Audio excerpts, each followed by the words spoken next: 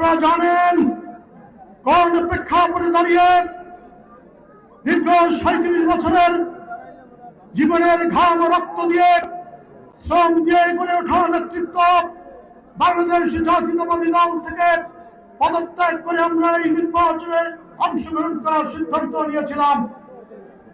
আপনারা জানেন যেখানে দীর্ঘ ৪৬ বছর ধরে বাংলাদেশ জাতীয়তাবাদী দলের কোন সংসদ সদস্য ছিল না।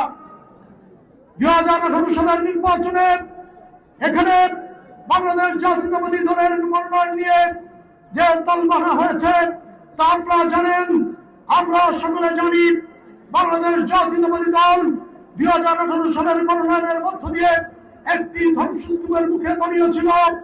সেখান থেকে আমরা জাতীয়তাবাদী দলকে গলাচিপা উপজেলা বিএনপির দুজন বীর মুক্তিযোদ্ধাকে সামনে রেখে আমরা সেই নেতৃত্ব পুনর্গঠন করে বাংলাদেশ জাতীয়তাবাদী দলকে একটি কার্যকর এবং শক্তিশালী দল হিসেবে গলাচিপায় প্রতিষ্ঠিত করেছিলাম। উপজেলার পাশাপাশি পৌরসভায় আমরা দুইজন সভাপতি সাধারণ সম্পাদককে সামনে রেখে আমরা পৌরসভায় দলকে শক্তিশালী করার চেষ্টা করেছি। বিভিন্ন ইউনিয়নে আমরা নেতৃত্ব প্রতিষ্ঠা করে সংগঠনের পাশাপাশি জনপ্রিয়তা অর্জন করার জন্য আমরা নানামুখী পদক্ষেপে জনগণের পাশে থাকার চেষ্টা করেছি। কিন্তু যখনই আপনারা দেখেছেন ২০২৪ সালের নির্বাচনে বাংলাদেশ জাতীয়তাবাদী দল অংশগ্রহণ না করার কারণে জাতীয়তাবাদী দলের প্রত্যেকটি নেতা কর্মী ঐক্যবদ্ধ ছিল। যখন একটি নির্বাচন হবে আমরা সেই নির্বাচনের সামনে থেকে নেতৃত্ব দিয়ে বাংলাদেশ জাতীয়তাবাদী দলের বিজয় নিশ্চিত করবো ইনশাআল্লাহ।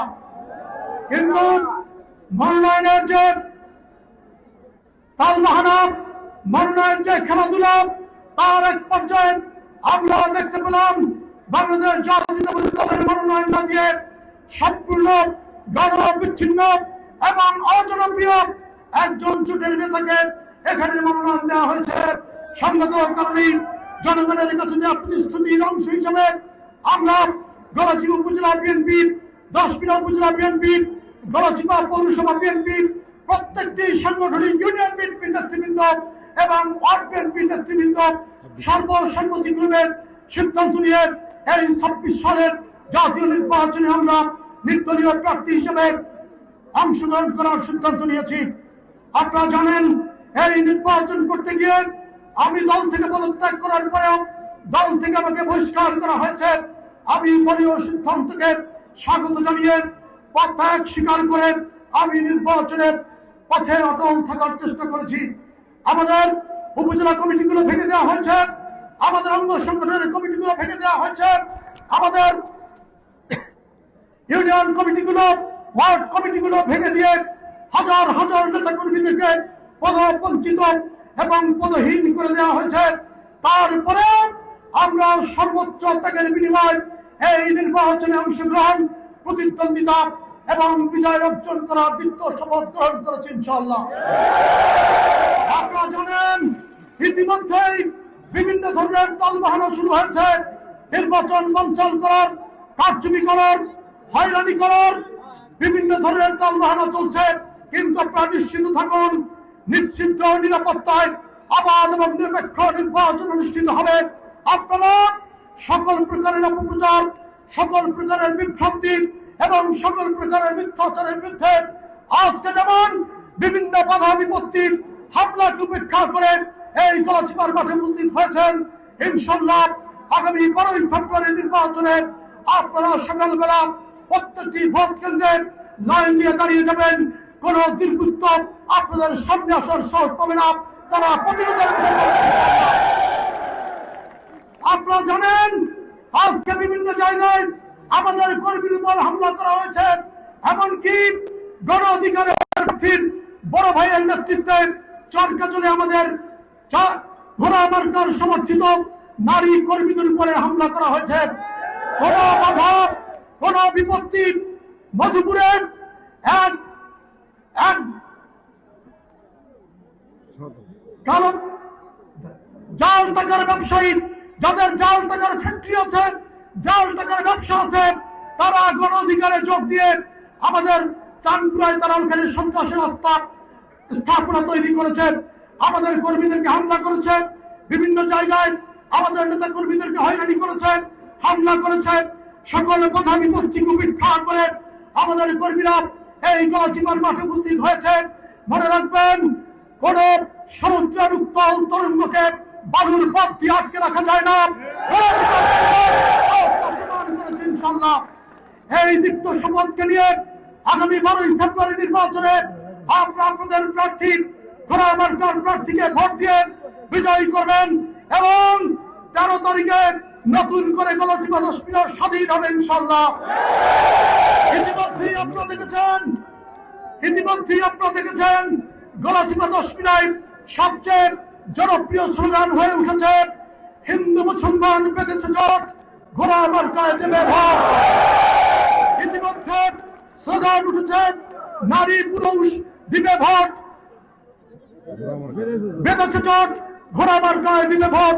প্রত্যেকটি জনপদে প্রত্যেকটি শ্রেণী পেশার মানুষ আজ ঐক্যবদ্ধ, যে কোনো মূল্যে জনগণের মনোনীত প্রার্থীকে তারা ভোট দেবে ইনশাল্লাহ। আমরা বেশ কিছু উন্নয়ন পরিকল্পনা নিয়ে আমরা নির্বাচন করছি, অচিরেই ইশতেহারের মাধ্যমে আপনাদের কাছে তা প্রকাশ করা হবে। আপনারা জানেন একটি ফেরিবাদকে নিয়ে, এই ওয়াক্তা মেরামতকে নিয়ে গলাচিপার মানুষের মধ্যে যে উৎকণ্ঠা রয়েছে, ইতিমধ্যেই আমরা বিশ্ব ব্যাংকের প্রতিনিধি এবং প্রজেক্ট ডিরেক্টরের সাথে বৈঠক করেছি।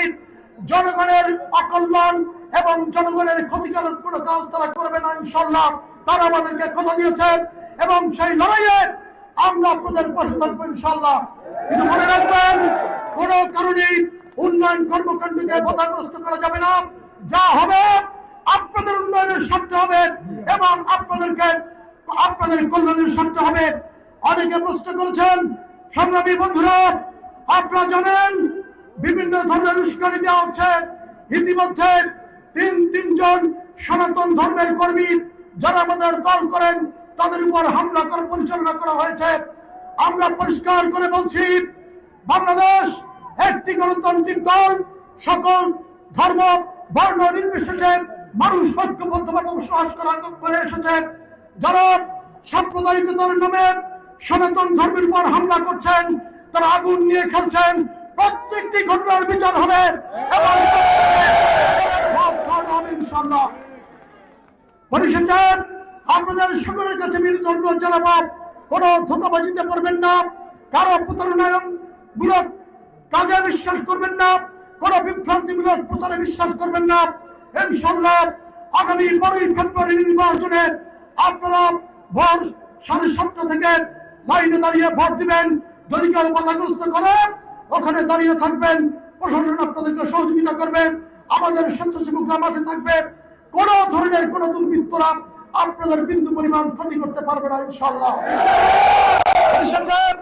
আপনাদের সকলের সুস্বাস্থ্য কামনা করে এবং আবারও আপনাদের প্রিয় মার্কা ঘোড়া মার্কার পক্ষে একটি করে ভোট চেয়ে এবং